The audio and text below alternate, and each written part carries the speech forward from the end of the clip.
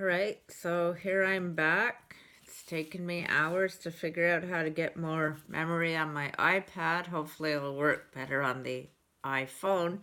So, here is Deceptively Dangerous ATVs, Part 3. And I want to talk about how Honda had agreed that the riders had assumed the risk by buying their products even though, and that they knew that what they were getting into, even though there was no mandatory safety training for any of them. And so what could they have done instead of blame the victim? Well, they had memos between Honda engineers make it clear that rollover protection had been considered and rejected.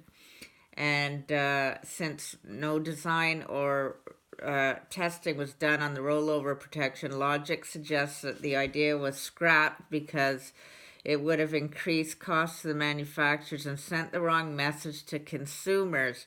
A roll bar would indicate that these vehicles roll over, that they are not safe. And this is actually still an ongoing debate over in New South Wales, where they are trying to sit down with the manufacturers. The government is trying to sit down with the manufacturers and try to get some rollover bars on them.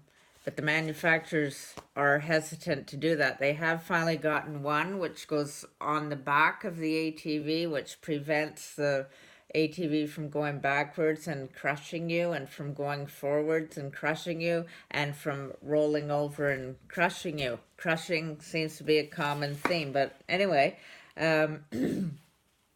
so they didn't want them to not look safe, because they didn't, Honda, that was not the message that Honda wanted to send to parents who are considering buying all-terrain vehicles for their children. Probably the right message should have been sent, that these machines are not suitable for children, no matter if they're child size or adult size.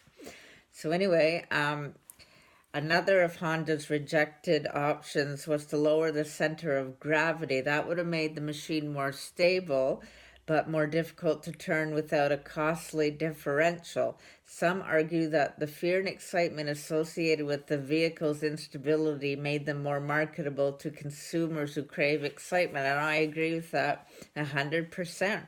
The people like that ride, that having to fight with a deadly machine is exciting for some people. And Honda also could have shortened the seat and kept the foot pegs smaller, telling people clearly in the design of the vehicle, rather in some little afterthought of a sticker, that ATVs were single rider machines. That's another misconception. They're not for double riding, unless now they do have some contraption that you can put on the back that you can carry a passenger.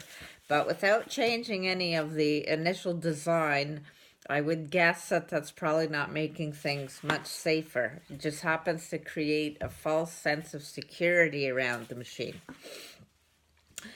But again, Honda didn't bother. The company's position has been that the vehicles are fine just the way they are.